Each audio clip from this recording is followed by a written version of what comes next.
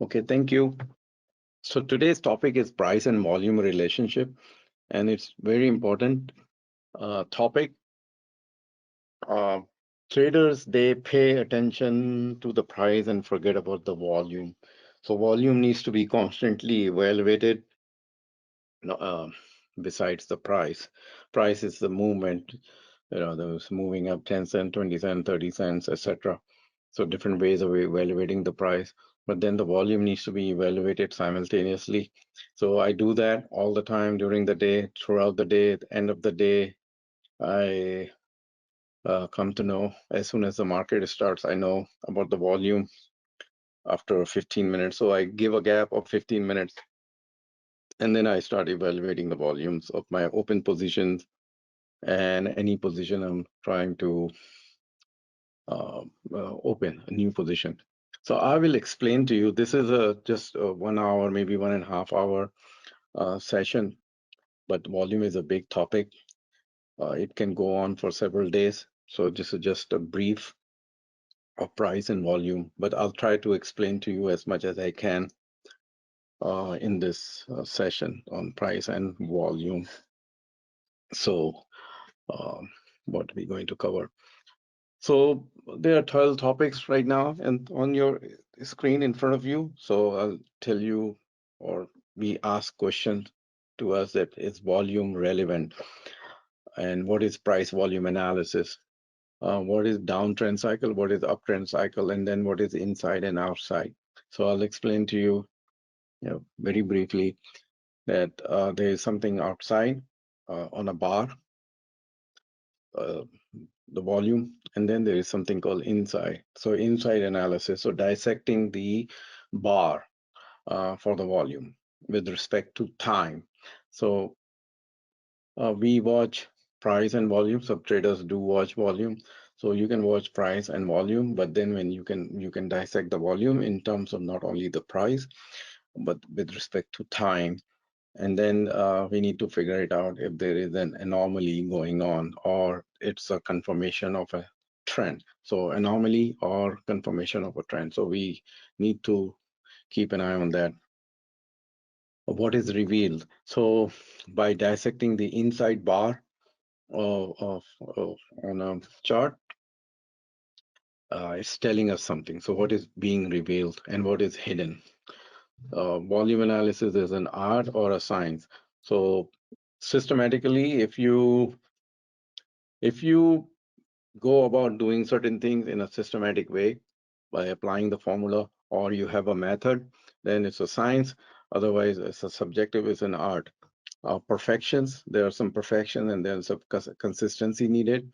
And then there are validations or anomalies. So the volume is validating the price, and volume could volume or the price, its price and the volume, they tend to validate each other, or there's an anomaly being created. So we need to be on a lookout for the anomaly. So if we are seeing something which is obvious, is there, but what is the anomaly? So we are looking for an anomaly. And then there's a wide spread and a narrow spread. So then wide spread bar and a narrow spread bar. So what is going on with the wide spread bar and what is going on with the narrow spread bar in terms of the price? And then there are many other topics. So today we'll cover these 12. So price volume analysis. So relevancy of volume. So if we ask, is volume still relevant today? So yes, it's still relevant today. We need to watch the volume because the price can be anything. If let's say the trade closed today at 100 and tomorrow it opens at 110 and only one share is bought, that 110 price is not relevant. If there's only one person bought, let's say 100 shares, so it's not relevant. There has to be something. But if the price gapped up for 10 points, so we need to know that, is it relevant to the market I trade? So then you have to ask the questions. um, the market I'm trading, is the volume is still applicable? Maybe not, I don't know. What do you do with ETH, Ethereum or Bitcoin when you're trading?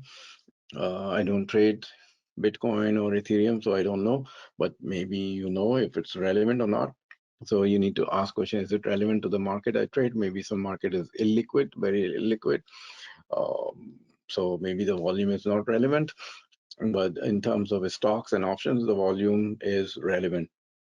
Then you need to ask, can it be applied to all types of trading? So volume, is it types of trading? So whatever types of trader you are, and whatever is your pattern, so you're a day trader or a swing trader or a long-term trader, and what kind of analysis you're doing. Is it applicable for all types of trading? Maybe not. So find out, can it be applied to all investing strategies?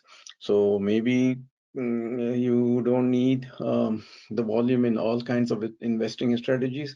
So for me, for stocks and options, uh, I need some volume.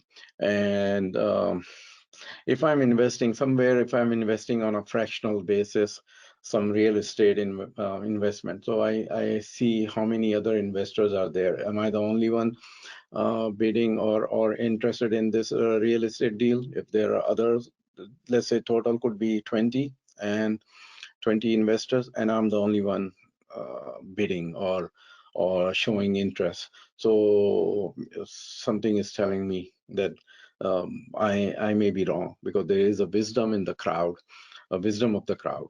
So the crowd shows up with the volume or with the interest. So if there is no crowd, maybe I'm the only one trying to be smart. So I'm not. I may be the fool. I may be the last fool in the room. Another thing, power of wick.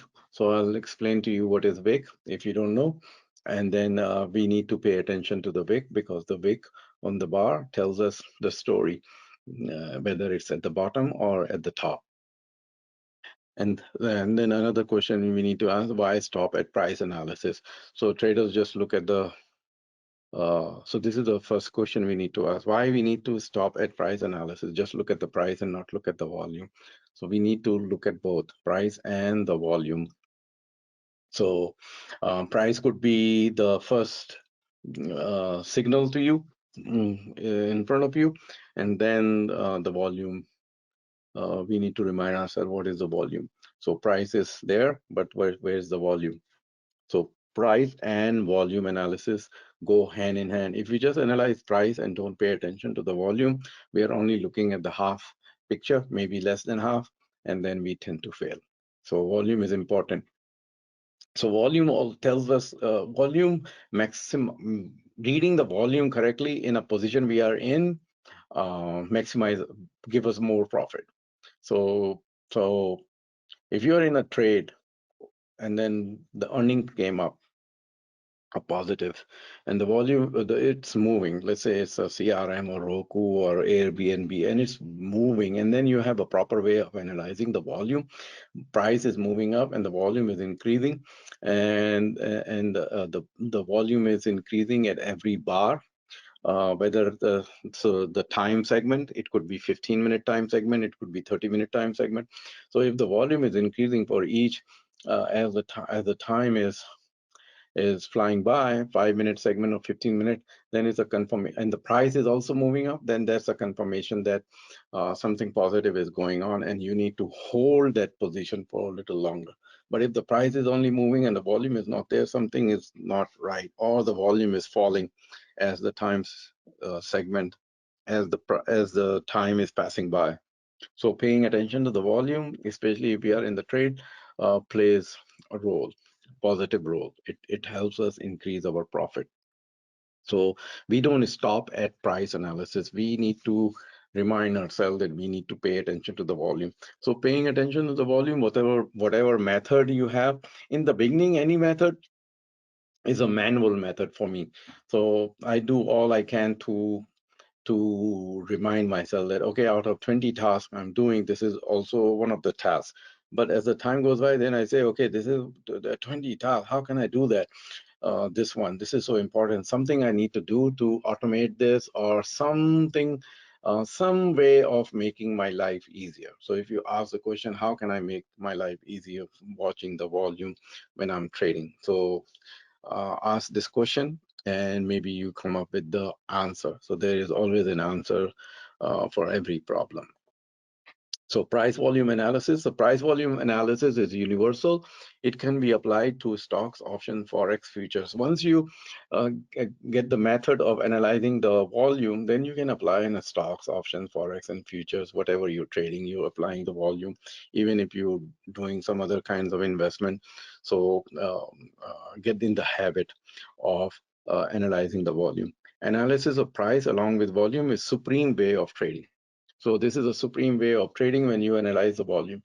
So sometimes the volume tells us that this is the end of the trend. Maybe it's reaching the climax. A lot of traders, they read the volume incorrectly, or they're reading the volume but they are not paying attention to the price, the extreme, how many days the stock has moved, or what is the normal behavior on any given day, and it's moving with the extreme price, and the volume is also extreme. So if the price is extreme range, moving 2-3 standard deviation, and it's extreme at the beyond the channel or some band, and the volume is huge, maybe if you have a position, you need to exit, take advantage of that extreme spike in the volume and the price. uh, so don't chase that. That is the one which you need to exit. So combining the understanding or analyzing the price movement for the extreme and the volume together. Volume also creates a strong support and resistance. So this is a big topic, how the volume creates a strong and support and resistance. So there is a psychology of trading. Psychology. So what we call psychology, there's a psychology. So the psychology is the volume at any given price and price.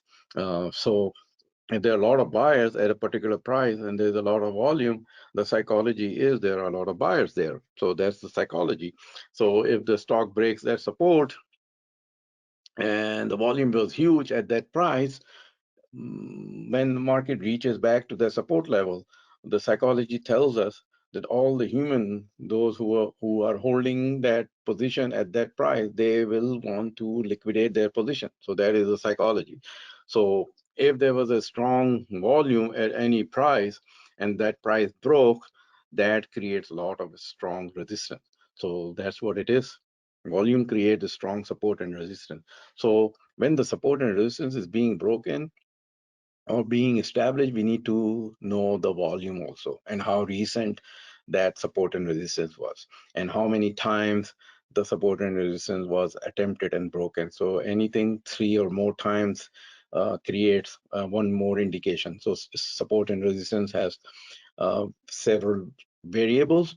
So one of the variables is volume, another one is the attempt, and third is the recency effect. So how recent that support and resistance was created.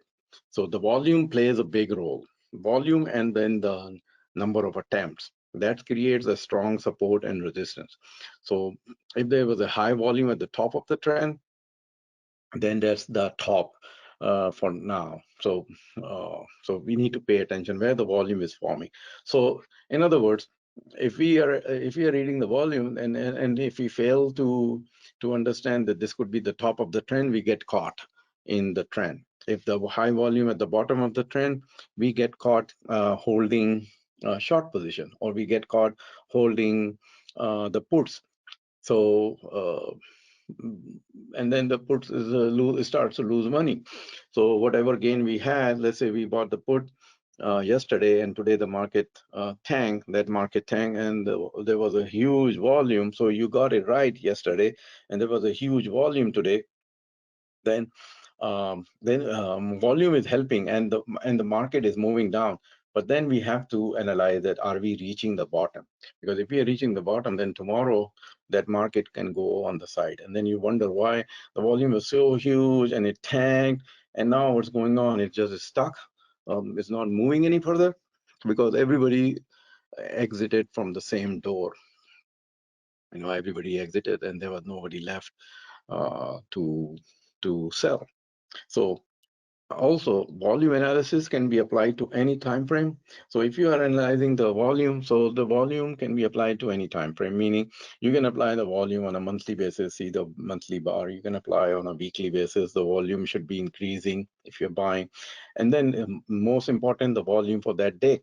So that day, so if the market, so that day you need to analyze the volume for the day. But when the market is, let's say the market is started, and so I live in California, so it's a Pacific time zone example I'll give you.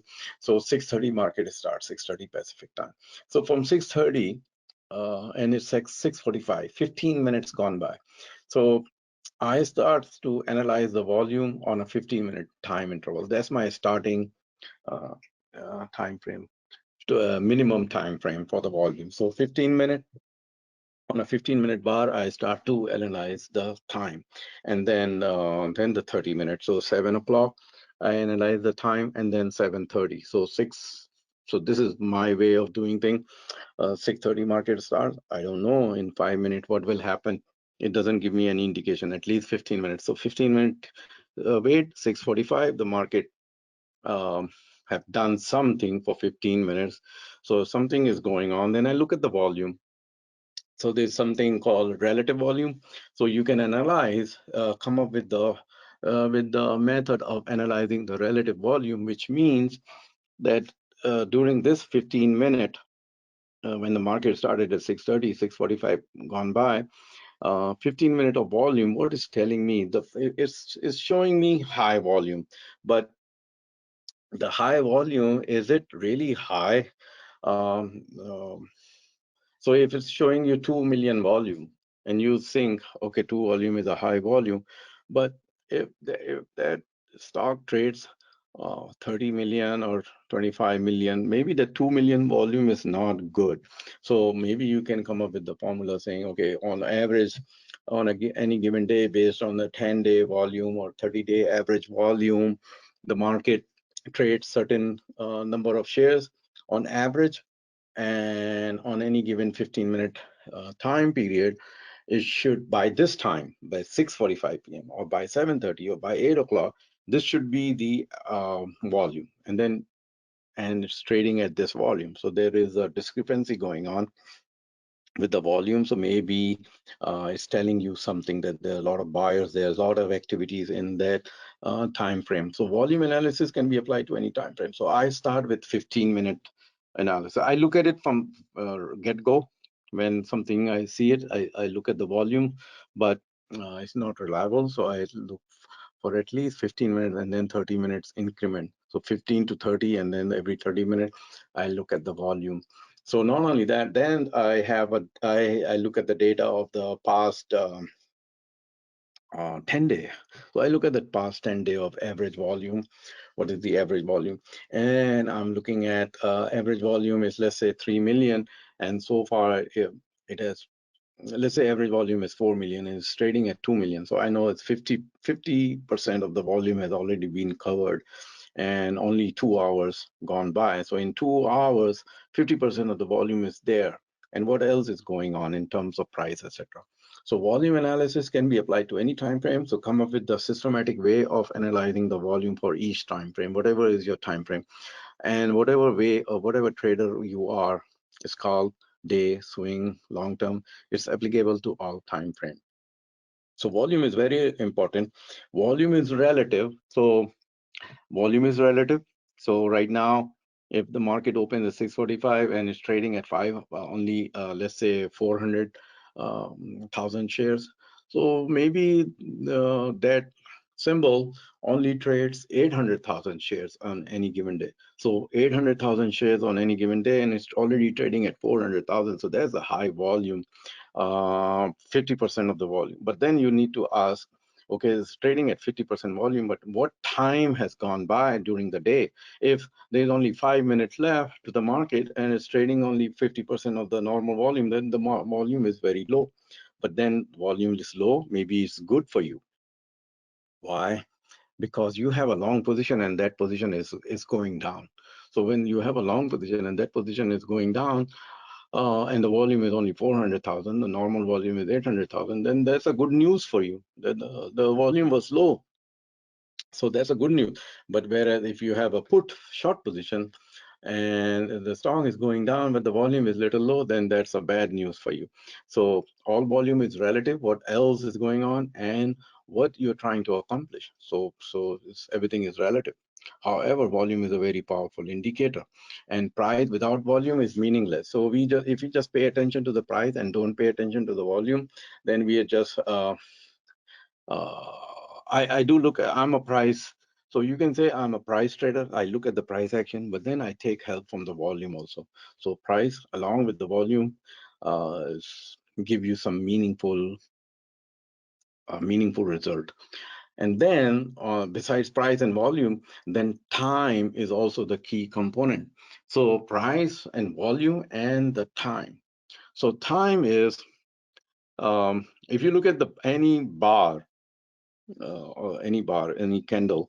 So when you look at any candle, then so example here is the next. So look at this candle. So this is a candle. I don't know if you know candle. I'm sure you know, but I'm just explaining. So this is the candle. It's a Japanese bar, candlestick bar. So every bar has a high, close, and low and open. So it's a white color. So white color doesn't mean it's a bullish bar. It's just we give the meaning. So you can give any meaning to the white candle. You can say it's a bearish bar. In China, they have a red bar. Red means red is a lucky color. So red is, the red bar. When you see the red bar, it means the market is going up. So don't be fooled. So you can give any meaning. So just for this sake, it's a bullish candle, and I painted it white color. So so if I know I paint the candle as a bullish candle and I give it a white color, then I immediately know this is the open of the candle and this is the close of the candle. So I know open and this is the close, and this is the wick. In case you don't know, this is a wick. So the wick tells us some story. So we need to pay attention to the wick because the wick is telling us some story. A lot of time we can read it correctly. It's obvious, it's right there. So this is the low and this is the high. So this is called lower wick and this is called upper wick, and this is a bullish candle. So and this is called a spread. So in other words, this is a low, this is the high, this is the open, this is the close, and this is the spread. The spread is the difference between the open and close. So spread looks like a wide spread. Maybe it looks like a wider, some action happened. Now, behind this candle is a volume. So the volume is not shown here. So you don't see any volume bar. So we need to know the volume also, because without knowing the volume, if we see the price is at 100 and it closed at 106, and if we don't know the volume condition, then we are evaluating it uh, halfway, not complete. So now think about this. This candle is there. If it's a day candle, and there's a big bar below volume, you can plot the volume very easy. But do you know during that 6.5 hour of trading, where the most of the time the volume occurred? Where was the high bars? At what price level? Where the volume was at what price level? So we need to understand that also. At what price level? Because this market opened at 100 and closed at 106. Let's say the volume was 1 million. But the 1 million shares traded, if you just look at the volume bar here, it says 1 million. The stock moved up 6 point. Okay, 6 point. This stock moved up 6 point at 1 million shares, and the 1 million shares was above average. It trades at 800,000, and today it traded 1 million. So all that is a good news. But then dissecting this candle. So when you dissect this candle on a lower time frame, and then you plot the volume, then you would know most of the time when most of the price action is happened during the day at a certain price level. Most of the volume was at 103. So if we know most of the volume occurred at 103, that tells us that that is, and the market closed at 106, then that tells us that 103 is the support on the way down. So 103 could be the support on the way down. So by dissecting the volume, like cut it open, put the time, and then you can see where most of the trade occurred at what price level. So that is also important. So to price, volume, and the time. Now look at this chart, price action as a sine wave. So um, I mean, there's a saying, uh, Bible, there's nothing new under the sun. So here in this, and so this is it could be this is just a price action. So here is the opening price, and here is the close price. So here is the opening price, and here is the close price. So this difference between open and close is the spread. Since the close is on top, open is below, so the spread is positive. And this is the low of the session, and this is the high of the session. So this is a typical price activity during the day of something which is kind of active. So active, the spread looks like nice and it's positive, and maybe the bars. So we can look at the bars of the volume and see where on, and if we have time, then we can see where the most of the action occurred at what time and what price. So during what time of the day and during what price level. So because not all the volume occurred at the high of the day or the low of the day or at the close of the day or the open of the day. Maybe the most of the volume occurred somewhere in the middle, somewhere in the middle. So that volume, if the market closed above, then that price where most of the volume occurred, that's where the support is. That's where all the buyers are. That's why they all of them bought. So that's the psychology. So that it becomes the most important price level for that day. So this is a price action as a sine wave. Here is a downward cycle. I'll show you. I'm showing you the downward cycle, and then I'll show you the upward cycle. And then I'll explain to you about the anomalies, etc. So here is a um, is the open of the trade. So here the market open, and then the selling pressure began. So there is no, this is just a line. So just no open, high, low, close. So this is open and the market starts to tank. So selling pressure going on, going on, going on, and then it created a low. So this is what happened during any day. Some stock, they just tank, selling pressure build in, and then ultimately a low is formed. So some kind of a low is formed, and then it starts, let's say the buyers come in, the sellers are taking over, and selling is exhausted, and the buyer bid it up and keep going, going, going, going, and then the market closed right at the price where it opened. So the net change was zero.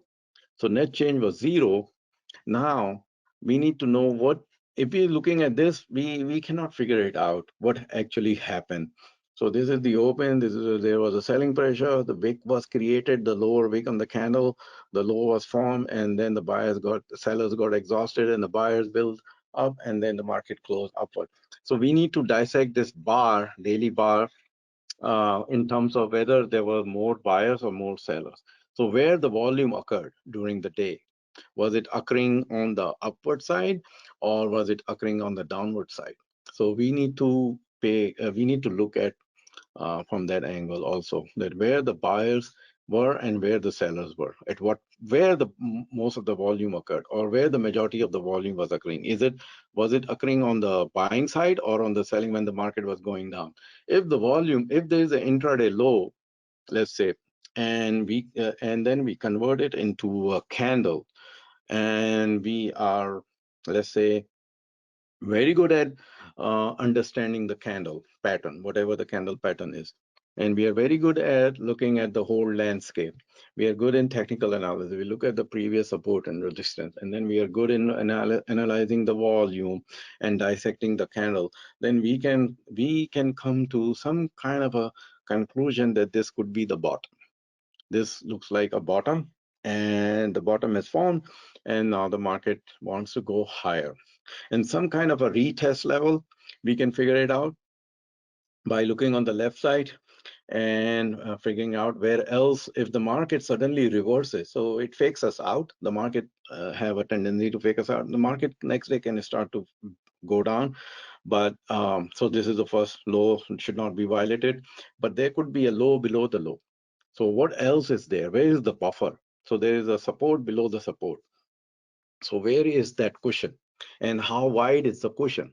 So it's like a basement. Sometimes like you go to a building and you say B1, B2, B3, B4, B5, 6, 7, 8, 9, 10, and you keep going down and down. Oh my God, I'm at the B10 level. So that's how deep that the parking is. Sometimes you go up and you're parking, so they take you up, and it doesn't make sense. The mind doesn't accept that I'm going to the parking lot, and it's just going up. The parking lot is supposed to go down. So mind needs to adjust. So for here, uh, there has to be some the better trade is the trade where the support is obvious and then there is a hidden support there, support below the support. So it's like a channel. So if the market falls, it falls into that channel, and then it gets stuck there. So it means the sellers are getting absorbed by the buyers.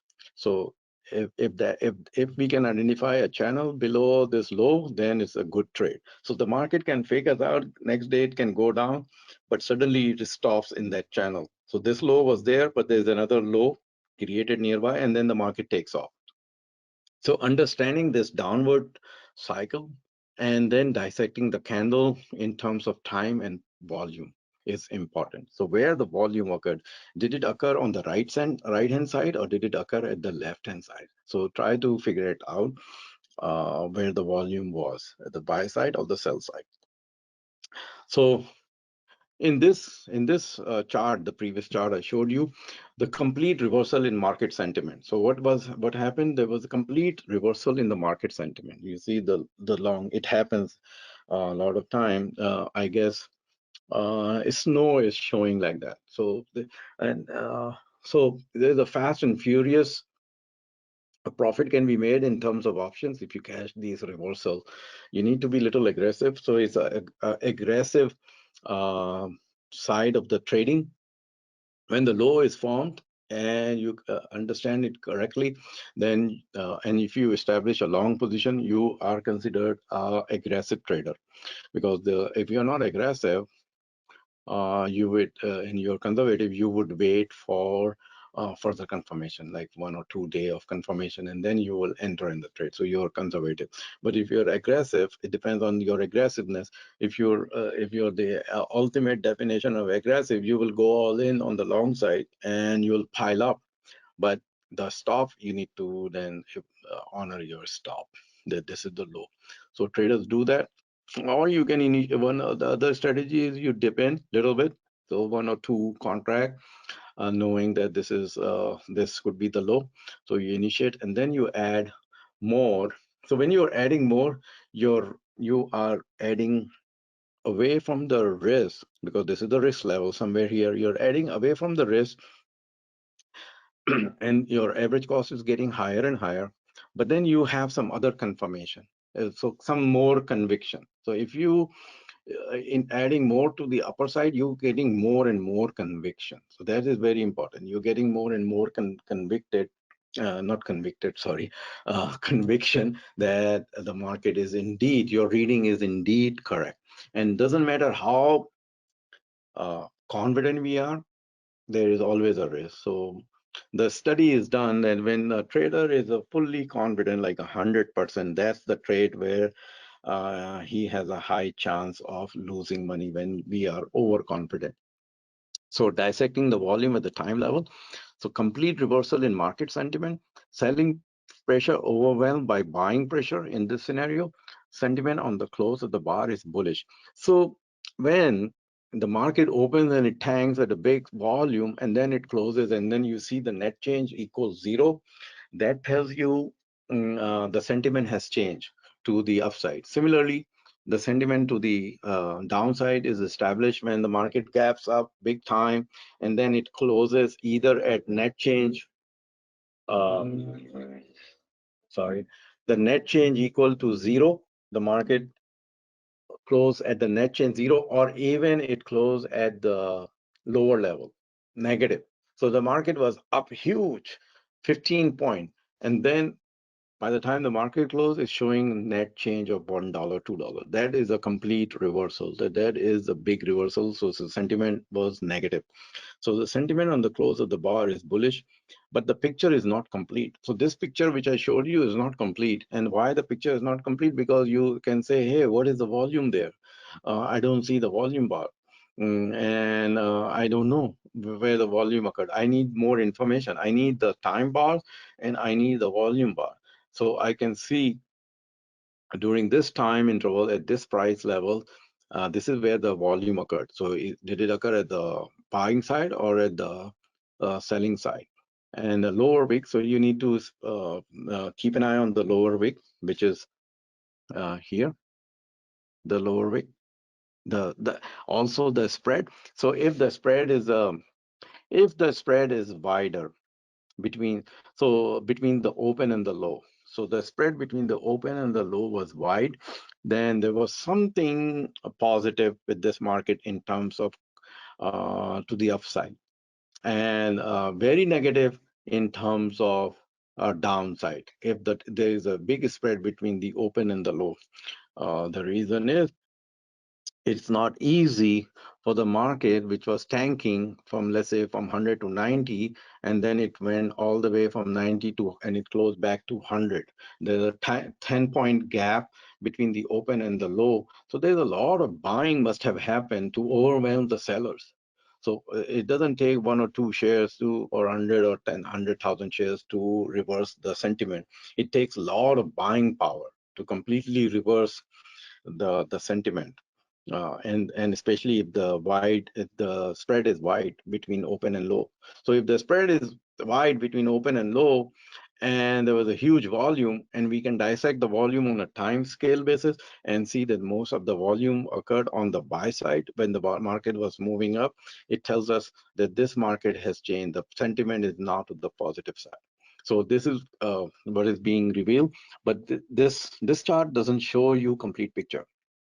So volume is missing. Pay attention to the lower wick, figure it out the gap between the open and the close, and then in terms of open and close, the spread is zero. So in terms of open and close, the spread is zero. In terms of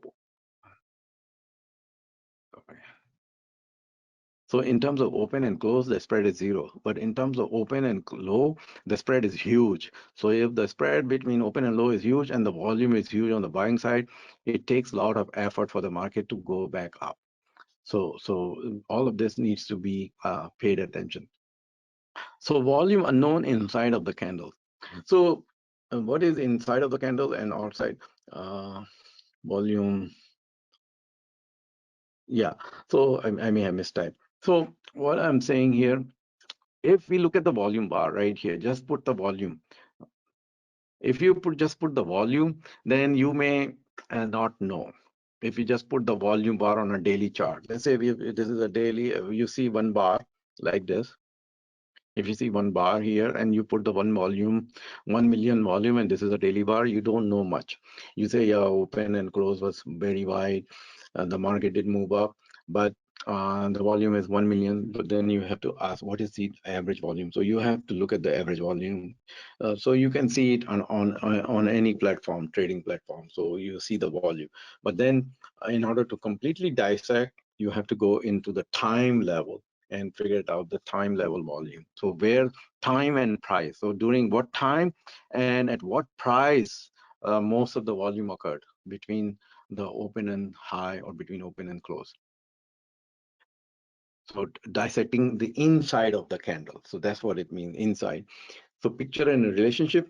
So volume and price relationship is a big picture. So when you see the volume, we plot the volume, and then you see the price, like in terms of bar or in terms of line chart or in terms of candle, that is a big picture. In order to see the detailed picture of the volume, then you have to dissect that candle by candle on any time frame, and then look at it, say, okay, this is the time where the volume occurred, and this was the price where the most of the volume occurred. So by knowing the price where the volume occurred, most of it, that's the price. Either it's a resistance or it's a support, and that's where the psychology is. So that's what the psychology. So there are four kinds of players in the market. So there is a short player who wants to short the market, and there is a long player who wants to go long in the market, and then there is an uncommitted player, the player who is sitting on the sideline and he's trying to figure it out which side will win. So he is an uncommitted trader. So he is just waiting on the sideline, seeing where the market will go, either upside or downside. So he is figuring it out who is winning the battle. And whoever is winning the battle, that's where that trader is joining. So uncommitted trader also becomes, let's say in this market, there was there was a short seller. So there was some short guys who shorted here before the market opened. Let's say they were already in a short position. They had a short position, and then when the market starts to tank, the new short sellers come. They are shorting it, and then the existing short seller, they are also shorting it. So think about it, the previous short sellers who are already in the position, they are shorting it. The new short sellers are coming in, they are shorting it. So, and the long traders are losing the money, they are buying back. They are selling it, their long position. So the long traders, they are selling the position. So long traders, they are selling the position. The short sellers, they are shorting it, and the existing short sellers, they are shorting it. So there's a tremendous selling pressure going on, but everything changes. Then the somebody with the big money, he steps in with his buy program and he starts to buy. So this price is some kind of a attractive price, whatever it is. He knows why he needs to buy, so he starts buying it. Maybe the short seller know that he has to sell. This is the price level he's happy with the selling. So sellers are selling, buyers starts to buy. So imagine when the buyers step in, they really need to move this Titanic. Titanic is not a speedboat. The Titanic has to reverse. So a lot of volume needs to come, a lot of money comes in the market. So when the buyers start to push the market and the sellers who are short, those who established their short position before, they are happy. So even if the market moves up, they don't mind. They just made less money. And the short sellers who shorted during the day, they are still making money. But those who shorted at the end, like retail traders, they come in at the end, they start to lose money right away because the market just turned upside on them. So they start to lose money and they are nervous. So they are holding it, they're holding it, and then they start to get nervous and they start buying it. So when they start buying it, they are adding into the buying pressure. The short sellers, they are covering it. And then there is a third guy. So the third guy realized that, okay, this market has bottomed and the sellers are going out, the new buyers are in. I need to I need to participate in this market. So now there are three kinds of buyers. So that's why the market just kept going up and up. And the longer the short sellers wait, they either seeing their profit being evaporated or the losses are getting piled up on the short sellers because they were late in the game. And the buyers who were very aggressive at the beginning, they are seeing the most profit. So when the market tanks, so this is the price level which is get established somewhere here, somewhere the big volume occurred somewhere here, which is not evident in this chart. So we don't know where the volume occurred. So think about it, the market is moving up, maybe the volume, and this is the 100 and this is 110. So there's a 10-point gap, and maybe the most of the volume occurred at 102. A lot of buying occurred at 102. So 102 at, let's say, 9 a.m. Pacific, that's where the most of the volume. So when the market is coming down, somebody has interest to defend this territory of 102. That's why you see the pullback occurred and then the market reverse upward. It doesn't test the low. They say, okay, is it going to test the low?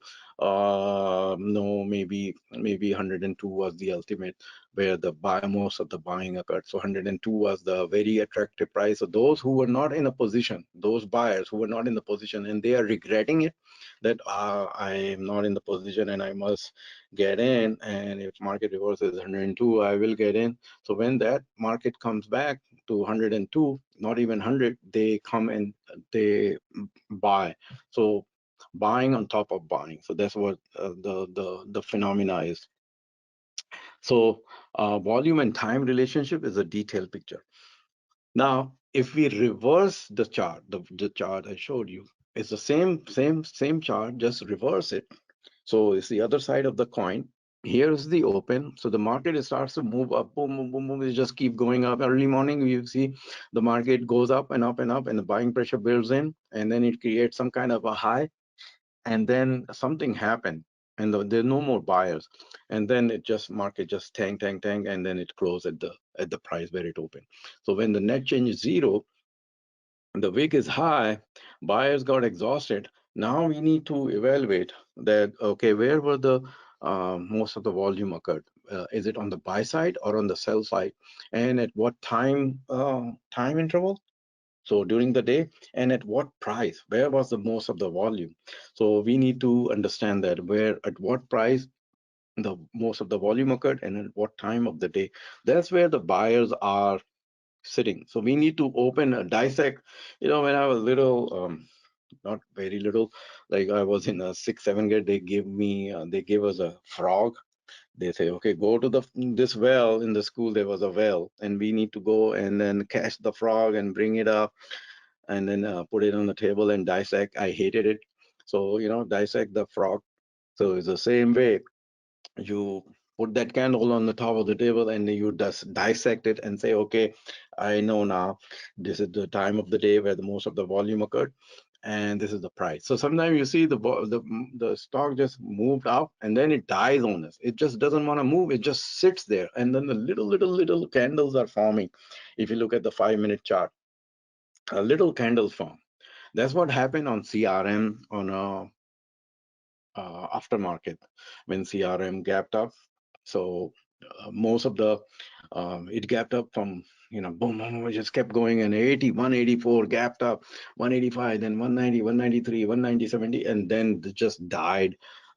If you watch the chart after hours on CRM, you could clearly see that the volume died at 190, between 193 and 194. So that's what.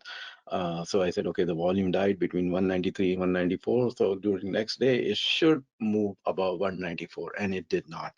So that was an indication that the 194 is the high. I need to sell during the first 5-10 minutes CRM open. So this is the open, this is the close. Then now you need to look at the spread. To look at the spread, is it 10-point spread or what? Or 5-point spread from the open and close? And now there must be a lot of selling pressure that brought the 10-point open back to zero net change. So dissect it, see where the volume occurred, what time frame, and that tells you that that's a resistance. On the way down, that is the resistance created. So if most of the volume occurred, let's say at 105, then on the way back, when the market starts to move from 100 back to 105, then it will meet all the buyers who bought at 105. They will be selling it again. So you know what should be your strategy. Maybe you need to wait for that 105 to cross, and then you initiate your long position if you're not in it, or you may want to add into the position if you are already in it, and then you saw net change equal to zero. So inside of the candle and outside of the candle, and then inside of the candle, the price and at what time frame. So here is an example of a candle. So you see, this is a candle called. So it doesn't matter what you call. You can call this candle uh, dog candle or cat candle.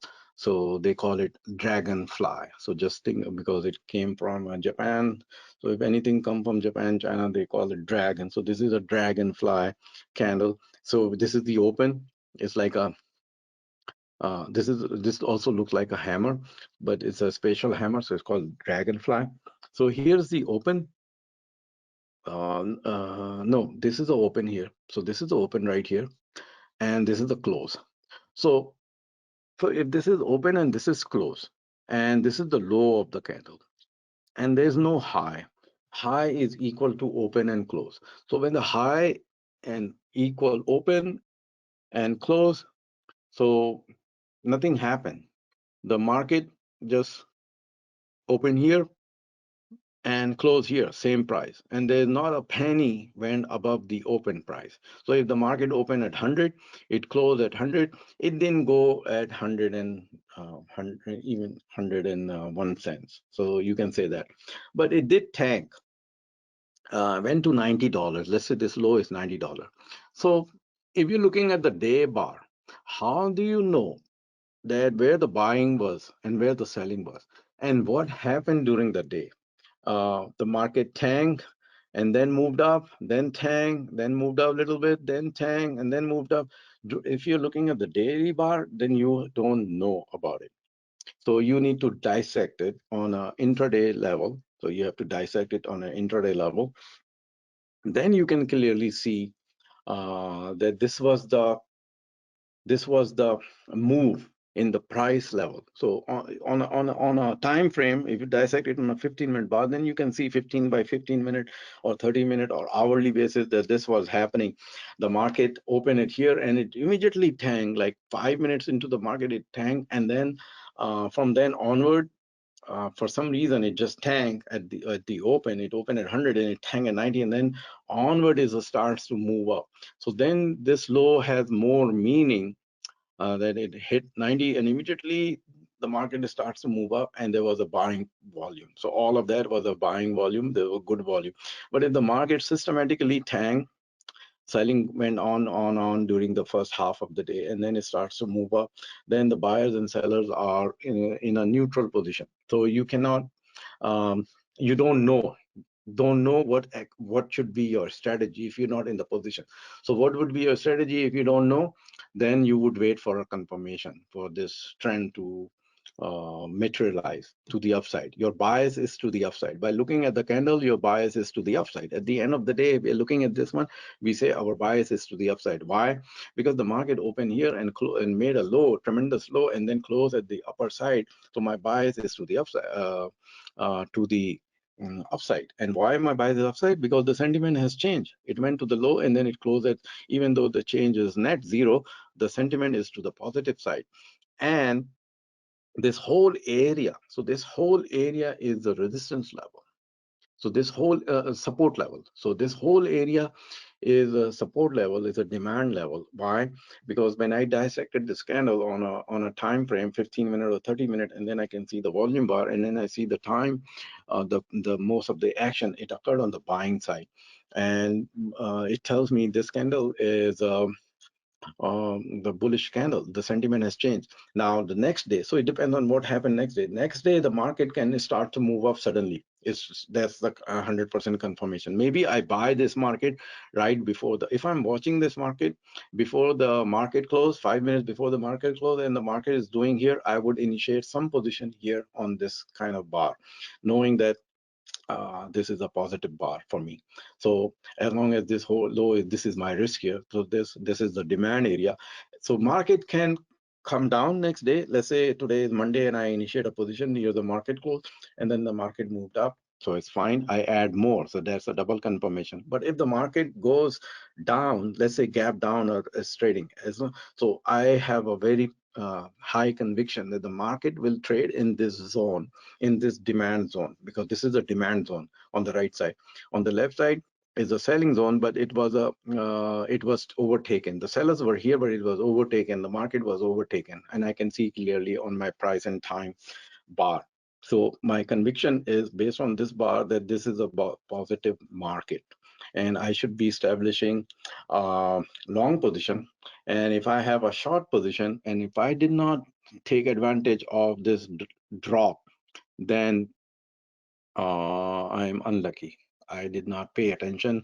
Sometimes it happen when we are in a short position and the market open and then it starts to tank and we feel so good.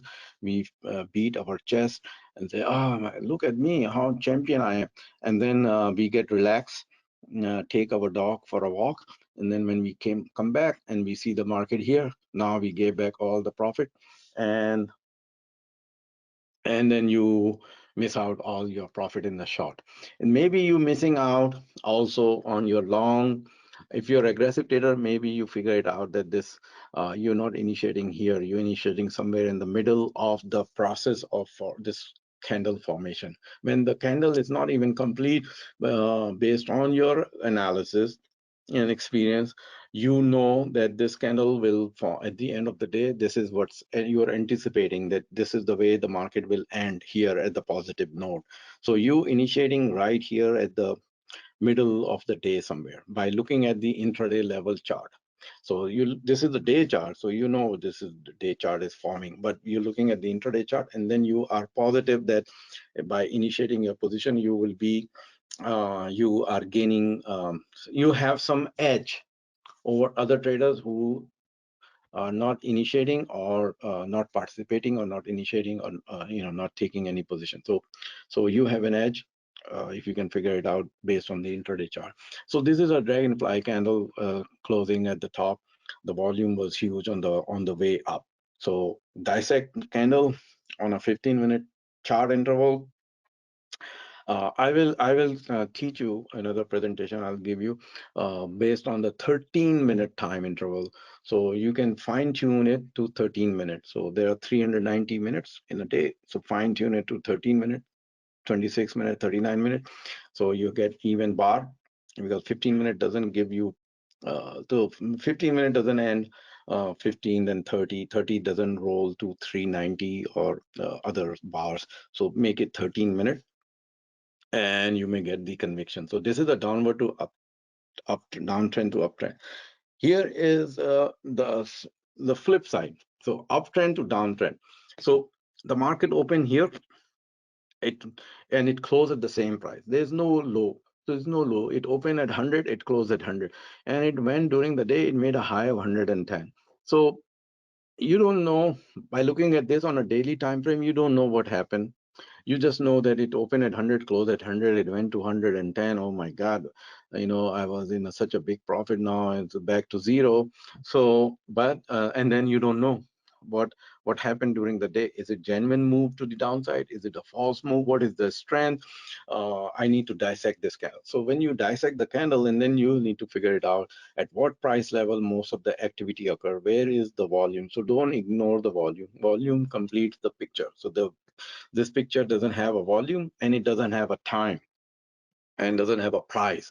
It's just one big picture. So you don't have a clear-cut picture. So you need the time frame, you need the volume at each price, and then you figure it out on the way up the volume was high or on the way down. Then you will also know the support and resistance level. So there's since the market is open and closed same, so you're looking for some kind of a resistance level to figure it out where the resistance is. So at what price point you will see the sellers if the market moves up. So in this case, in this strategy, this is a bearish candle. So if I am in a long position and this is a candle form, I will be worried about it, about my position, because the next day the market can gap down.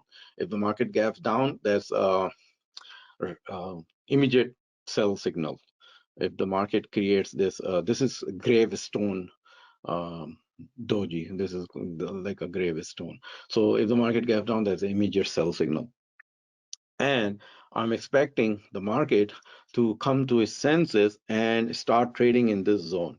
So in this zone, market starts to trade. So if the market starts to trade to the upside, and if I have not dissected this candle on a time frame and the price, then I don't know where the resistance is. That's where we need to analyze the resistance level to the upside. Where is the resistance on the way up? So here is this candle is not telling me. If dissect it, then I would know where the resistance is. This is let's say 100, this is 110, maybe the resistance was at 105. That's where the most of the volume is. So the volume creates a resistance at that price. So now I know the most of the volume occurred between 105 and 106. So on the way up, I need to be aware of 105 and 106 is the crucial resistance zone. So I would draw the chart, the line, the rectangle line on a 105, 106. And when the stock is trading between 101 and 5 and 106, I get the alert. I look at the alert and I say, okay, I must have set the alert for a reason. And then I flip the chart and I look at it and I say, yeah, this is the resistance, 105, 106. This is where the most of the volume is. It's better cross above 106. When it's crossed above the 6, maybe I will add more to my long position because I skipped, I forgot, or I skipped, or I missed selling my long position here. Now is crossing the resistance. If not, then I'm selling it. I'm not waiting for this to go back up. I'm selling it. I'm calling myself lucky that I got this, at least this much profit, and I'm out. And if the resistance was huge between 106 and then is breaking the resistance with a bang, maybe not that day, maybe next after 2-3 days, then I will add more to the position. And then the final resistance is this high. This level must cross. This is where a lot of buyers trap. But again, I look at the volume on that price. If this is 110 and I look at the volume and the volume is low, then this resistance level is weak resistance, even though this is a high. So I say, okay, this is a weak resistance because there's not much volume. So there are not many buyers out there on the way up. There are not many sellers are there on the way up. So I'll take care. I will be kind of relaxed. The sellers are right here maybe. So if this cross early on in the game, then I have a confidence in my trade that, okay, this trade will work out. So this is another side. So now you see there's an art and a science. So price and volume is an art. So we need to, we need to do this work. Volume analysis is subjective. What I'm analyzing, you may not be analyzing it. And market does the mopping. So there's a mopping process going on. In the so I work in the gas station many years. So I work in the gas station. Whenever somebody is split, throw the water on the floor, and I go and mop the floor. So the same way market does the mopping. It takes out all the weak traders. So traders need patience. So patience is one of the mental state the trader need to adopt. So reminder, I need to be patient. I need to analyze the volume. I need to see where the most of the volume occurred so I can figure it out, the support and resistance level, because market shakes off weak hands. If we go willy-nilly and do our thing, we're just getting out here, there. There is no system. There is no system. So when volume is detected, be patient. Stock the trade. So you can stock this trade if you can see 105, 106 is the resistance level. And if you're not in the trade, so if you're not in this trade, let's say, and you see this, now you say, okay, I know the next day the market should, if it moves up here somewhere, I know the level and I would initiate a position when that resistance level is crossed. If the market gap down, I immediately buy the puts, because now I know I have a reason for it, because this was a gravestone doji, it reversed, and now the market gap down. I have a clear cut a sell signal, I short, and then I buy puts, and knowing this resistance level somewhere in between 105, 106, because I see a lot of volume, I know that if the market starts to move on me, this 105, 106 level is where the sellers are sitting, because that's where the volume was.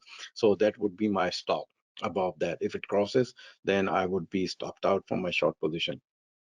So draw the support and resistance line, read the tape properly, evaluate the whole landscape. What else happened previously, 6 months ago, 4 months ago, 3 months ago? So understand the whole thing, and understand if the rain continues to stop, if more water is spilling on the floor, or is getting stopped, or showers are coming. So so evaluate all that. So art and a science. So now there are other things happening in the market. So there are other things. V-shaped rallies and reversals can occur. So they occur. So this chart is telling you V-shape. This chart is telling you V-shape rally. This is a V-shape reversal. So this occurs. in the market. So we all know they occur. They're not occurring all the time, but they do occur. So pay attention. There are dark pools. We know dark pools, invisible orders, orders which are not known to us. The big boys, they are playing the game level 2 market depth. So understand this. I don't look at level 2. It's not for me. I don't look at it. I just dissect like that. High frequency trading, there's a lot of buyers and sellers. High frequency trading, they are canceling the orders and they're buying it and they're just jumping in front of your orders, all that. If you're a swing trader, you're not a trader. If you're not a kind of trader who is looking for a penny or 5 cents and trading 10,000 shares, then don't worry about dark pools, invisible orders, or level 2 and high frequency trading. These are not for us who are swing traders and the other edge. Because then if you go for high frequency, looking for high frequency, okay, 1 cent, level 2, where I see all that, that's just a fake. They can show you and they can disappear. Dark pool, so you're not on that level. There are some data imperfections may be occurring. So if you sometime, there's a like recently 2-3 weeks ago, um, market open, and then all the candles were forming were like incorrect. I could see there was something incorrect. I said, no, this doesn't make sense. The bid is here and the ask is here. What is going on? And the one symbol, not two symbol, three symbols. So then look at the news and on CNBC and others, then saying, yeah, the exchange had a flaw and a glitch and a lot of stock they opened like that. So immediately need to recognize that something is going on. Some platform, they just print that chart on for you. It looks like the chart may look like this, and the chart can look like this. So it could be due to the glitch. So when you see a chart like that or a chart like that, um, be suspicious and confirm that is this trade the trading really occurred like that, or there was some imperfection, there was some glitch. So some trading platform, they just print the chart like that and they don't fix it. So you just keep seeing like that. So if you're not paying attention, if you see like this and it was just glitch, then all your analysis is wrong. If you're just looking at this chart, and if you're looking at this chart, all your analysis is wrong. If you're just saying, this is a great chart, you know, a dragonfly, and I'm gonna buy more, and this is a bullish. So maybe this low was formed, it was a glitch. So be aware. So always ask yourself that what you're looking is what is there. Maybe it's not there, and you're just reading it incorrectly. The big boys or the high frequency, they put the fake bids and they cancel the order. So all of that is there. They have speed of infrastructure. They trade near the exchange. They cut the time to nanosecond and all that. So you are not in that level. If you are, good, but I'm not, and no need to be worried. I'm in San Diego. The market is in New York, and doesn't make a difference to me if I'm in San Diego. I can be sitting in Timbuktu and trade, and it's still okay as long as my internet is correct. So, and my computer is powerful enough. So data feeds are complex. Just remember the data feeds are complex. A lot of data coming in. So your platform, your broker is reliable. Data must be reliable and consistent. So when you see the anomaly, so that anomaly was occurring about 2 weeks ago, right at the open, a lot of misprints was going on, and then they fix the problem. So just be aware of. Volume is relative. Remind yourself that volume is relative. I need to look at the 10-day average volume. What is usually happening? And the volume bars are right for last 3-4 days, or today is correct volume bar. So, and you need to evaluate the volume bar from one bar to another bar, not just one bar, that bar. You have to constantly evaluate from bar to bar. So if you're evaluating 15 minutes, then 15 minute to 15 minute, pay attention to the relative volume. Is it increasing? Is it decreasing? And what is the definition of relative volume? So you need to come up with the proper definition So first you need to define something. Then you say, okay, this is my definition, and then you come up with the solution. So if your definition is not correct, then your solution is not correct. So define the definition of relative volume and the time of the day. So what time of the day the relative volume is there, and is it increasing or decreasing, or is it staying at stable? And then segmenting the time and volume.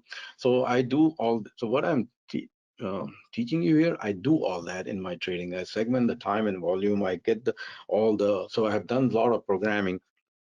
I spend a lot of thousands and thousands of images just pour in the money in my programming and all that, and the resources. So segment the time and volume. You need to know for each segment what is the volume, total volume, and is it a relative volume. Based on the relative volume, do some rating of the volume. Figure it out if the volume is increasing or decreasing, or is it still stable. So segment the time and volume. Then when you have the volume information in front of you and the price, then you need to ask this question. Now, do we have a validation or anomaly? So when I was working as a IT SAP consultant, we used to have anomalies, and then we document the anomaly, and then we go and fix the anomaly. So, this is an anomaly, we need to fix it. It happened, we did not expect it, and it happened now.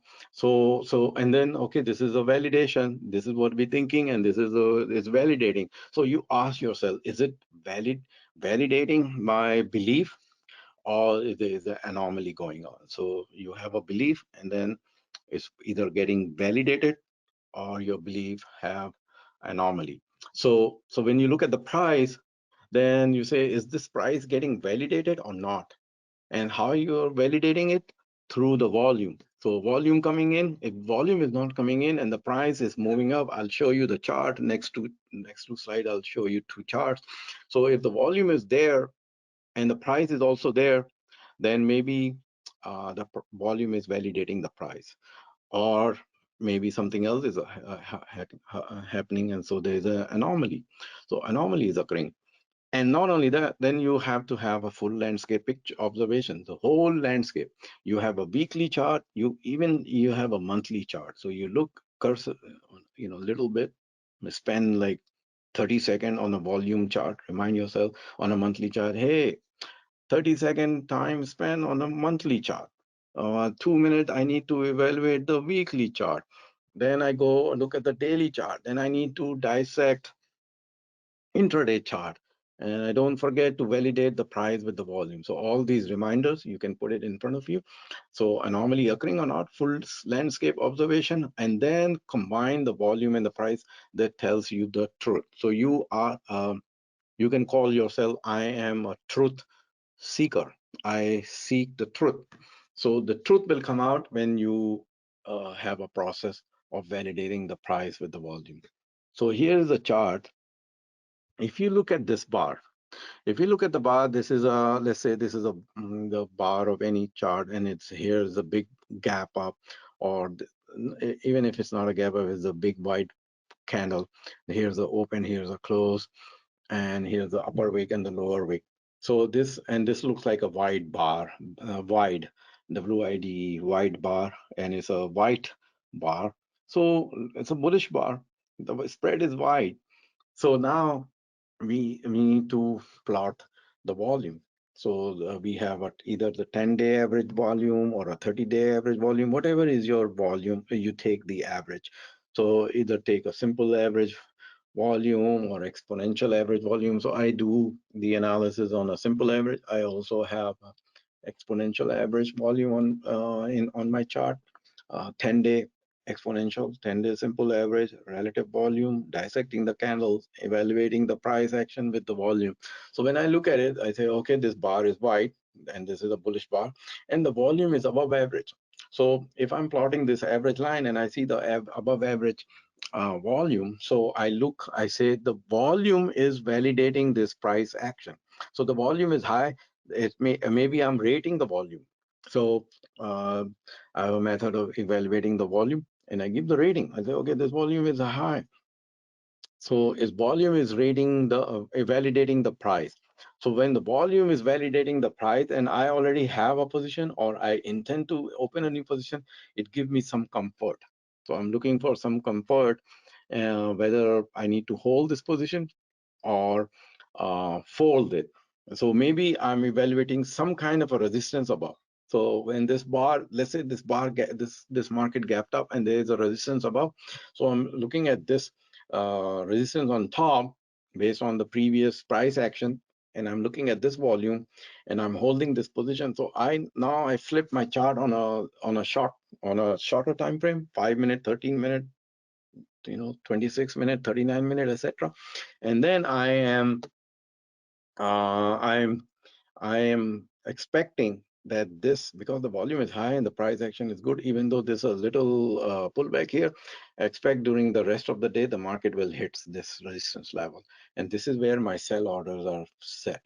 So I place my sell order in advance, some level here based on the resistance. And why I'm not selling, because the volume is validating the price, and I'm looking at the 5 minute chart. So I have looked at the daily chart. I know already where it is. I don't need to look at the daily chart constantly during the day. I've seen it.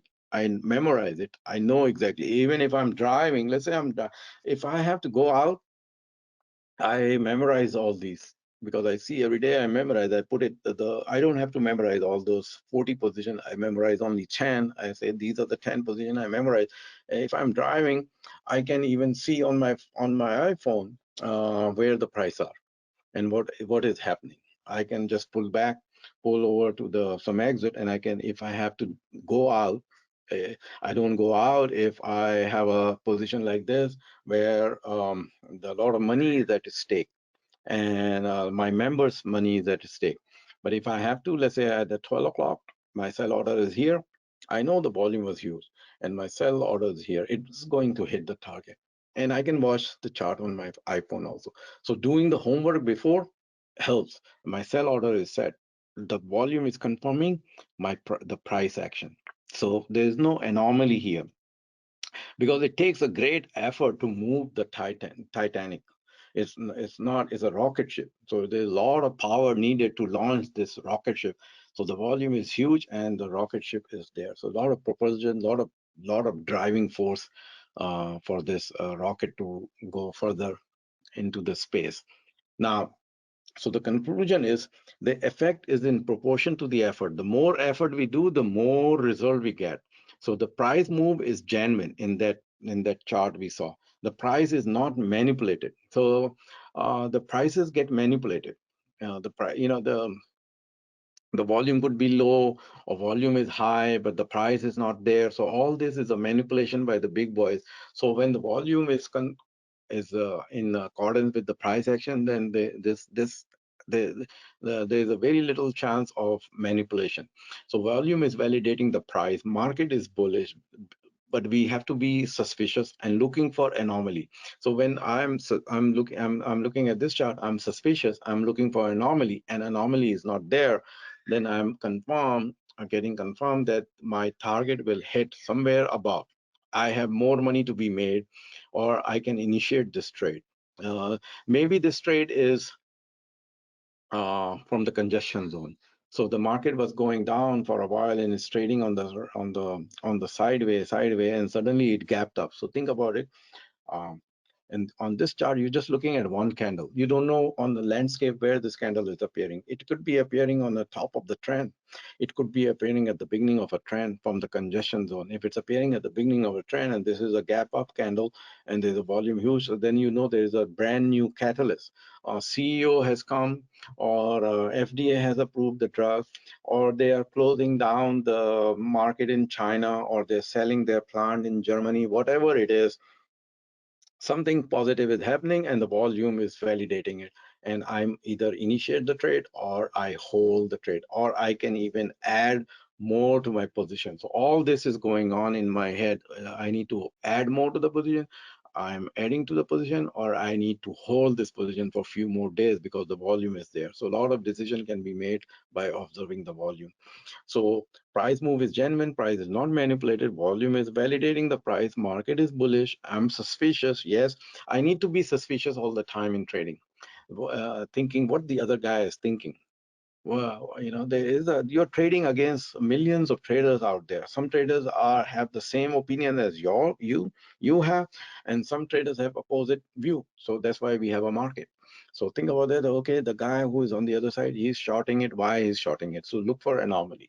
So we need to look for the anomaly.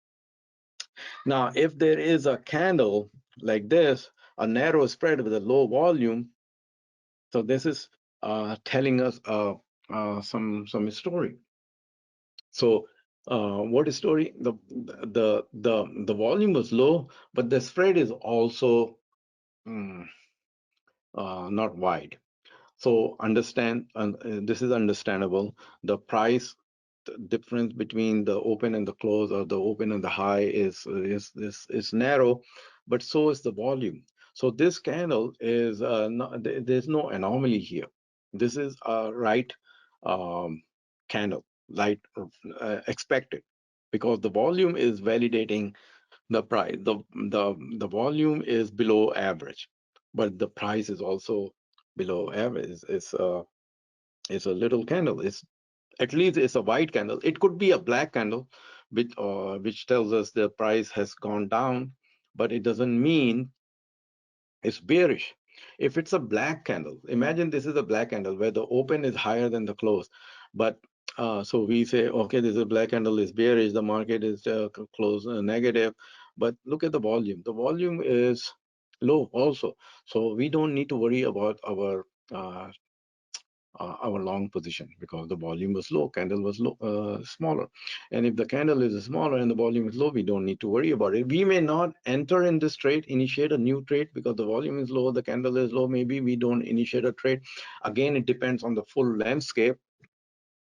This could be the great trade right at the open, the gap up trade. So the market gaps above the resistance. There was some resistance level here. The market gaps above the resistance, and initially the volume is low, and you're detecting the correct gap up based on the volume and based on the resistance level you have studied, and you say, okay, the market has gapped above the resistance level, even though the candle is like a twinkle twinkle little star. A lot of candles, they are twinkle twinkle little star, but they tell you a lot of story, and you can read it, and you are way ahead of the other traders who are not able to read. So you can position yourself ahead of others, and then after 2 3 days the market just starts to rocket upward, and then you say, yeah, I read it correctly. That little candle volume was low, but it gapped up and it gapped above the resistance. I positioned myself. Now the buyers are in, and I am profiting from the trade. So this is a narrow spread, low volume. So it's a validation. There is no anomaly. Now in this chart, there is an anomaly. The price bar is wide and the volume is below average. So when the price bar is wide and the volume is below average, and the relative volume, if you're evaluating early morning, the relative volume and it's low, then it's telling you that you need to exit from this position or don't initiate this position, because there is a volume price anomaly happening. Because the volume is little, the price action is wide. So somebody is manipulating the market. There's no volume and the price is wide. So you need to be suspicious for this market. This may be a trap, or if you have a long position, you exit from the market. If this is a gap up candle and the volume is below average, you will not initiate the gap trade and all that. And if you have a long position, you may be exiting the long position, even if the target is not hitting. You're saying, okay, this is the end of this trade. I need to exit from this trade. So this is an anomaly going on, and you need to be aware of. So something is wrong. So you ask, what is happening? Something is wrong. Market makers may be feeling the sentiment of the market. They have a large spread, higher. There's no higher volume, which gives us the validation. The large is the spread and the volume is low. It's giving us the anomaly. And then ask yourself why this anomaly has appeared. So what is the reason? Why it's happening? Because there's a lot of money out there, and people are not joining. The other traders, the big boys, they are not joining this price action. So if they are not joining the price action, why you are initiating a position, or why you are holding this position? If you have a profit, you need to exit, even though the target is not hitting. Let's say the target is somewhere here, you need to exit this position, because the this price wide price may be temporary, and the market just pulls back, and you lose your opportunity to close this trade. Now, there could be another scenario where the spread is narrow, but the volume is huge. So there is some anomaly going on. The spread is narrow, the volume is high. So what is going on? Uh, so there is an anomaly because if the volume was huge, the spread should have been wide. So then you ask yourself why the spread is narrow. So if that is the case, and if you have a position, you will exit, or if you don't have a position, you will not initiate a position because there is an anomaly going on. So what is the anomaly going on? Maybe this market is being sold off. There is a distribution going on. So there are buyers and sellers. So there are more sellers than the buyers.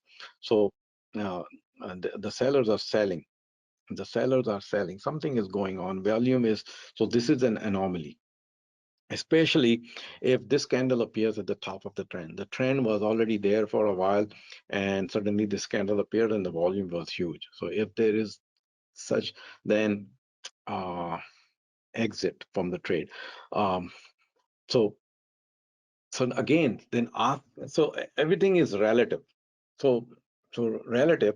So by looking at this candle, you don't know whether this candle is appearing after the uptrend, the trend is going on, or this is happening after a long downtrend. If this is happening after a long downtrend, then this could be a positive because the sellers are getting absorbed. So the sellers are getting absorbed by the buyers. So no amount of selling is driving the price down. So it's all relative. Anomaly is occurring, so that's for sure. But then we need to ask, what is the trend before this candle?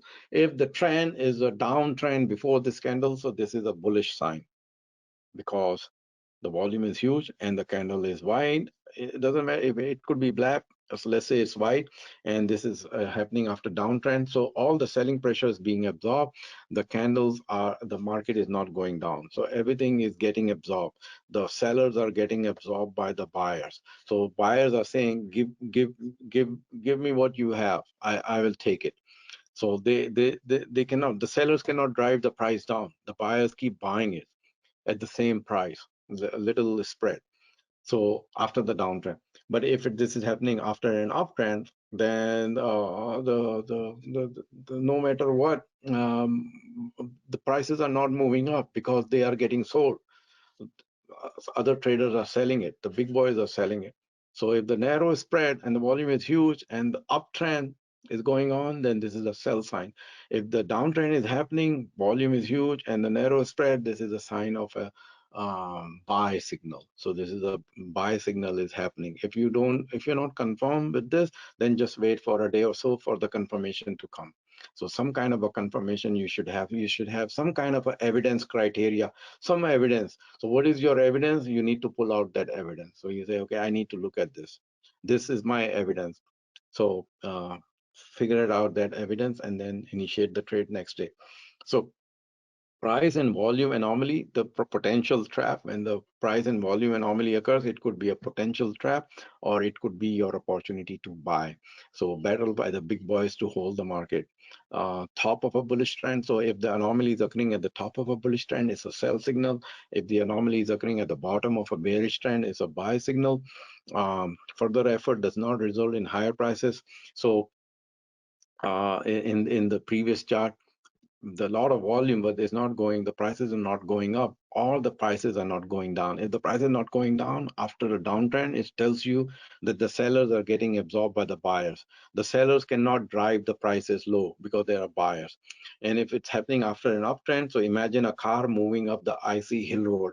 No matter what pressure you put on your gas, but the car doesn't move. The car is not moving up. So in the case of downtrend market, it should have been large black candle. So if this was a down market, the market is going up, it should have been a big black candle, and it didn't happen. It's a white candle. The open is lower than the close, or the close is higher than the open, and it's happening after a downtrend. The volume is huge. So this is a buy signal, or if not the signal, you say, okay, the buyers, this market is about to change to the upside. So all that needs to be kept in mind. And this is, I'm showing you the example from the white candle. I can flip these charts and show you on a black candle. So it's a different story and different thoughts. And I can also show you, so I showed you one bar, right? I just showed you one bar. I can show you the full landscape. Um, candles after candles. And then I put the volume and I put the price and I dissect the candle and I give you the full landscape. And then I ask you, okay, tell me if it's a validation or the anomaly is happening. I give you many bars. I give you all the pictures, the complete picture. And then okay, now look at it and say if it's an anomaly or it's a validation. So we need to be aware of from the full landscape. So a lot of things going on, being aware of. So that's why the trader, they say, oh, I just open an account on a Robinhood. I put in $2,000. Um, now I want to trade and make money.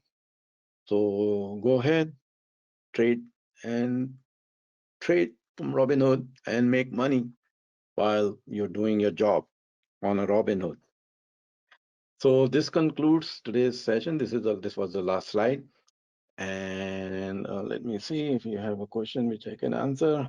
What a specific chart time frame? So the chart time frame, you could be, you can start with the 3 minute from the lowest, and then it depends what you're trying to achieve. If you're a day trader, swing trader, mine is a 3 minute, 13 minute, 26, 29 in the equal time bar. So I intend to have another presentation on just time interval. I'll explain to you on a time frame, what time frame you can have. Uh, what is it? Um, yes, so there is something called Heikin-Ashi. You can use Heikin-Ashi candles. Time frames I explain. I use 13, 26, 39, etc. time frame. Divide the time frame such that you get the equal bars for the whole day. So there are 390 minutes. So the concept is a three highway lane. I will explain three lane highway where you have three lane on the highway. So you're looking on the right side of the mirror, you're looking on the middle side of on the left side of the mirror, and then you're driving straight. So do like that. So consider a time frame with the highway. And if your position is down in option of 60%, maybe it's just the market is just going on a consolidation mode. There's no technical exit signal. The market doesn't know you're trading option. So evaluate from the point of view how much the market has to move in your favor to bring the position back to break even from if you're down 60%. All right. Volume profile, yes, you're right, Andrew. So this is what I was talking about, the volume profile. So volume profile is the time and price relationship, dissecting the candle. So if you dissect the candle on a time and price basis, then you are utilizing volume profile. All right. So I will see you in 2-3 days. I will show you I will teach you something else, another topic. Till then, goodbye, and let's see what's happening tomorrow. Okay, bye.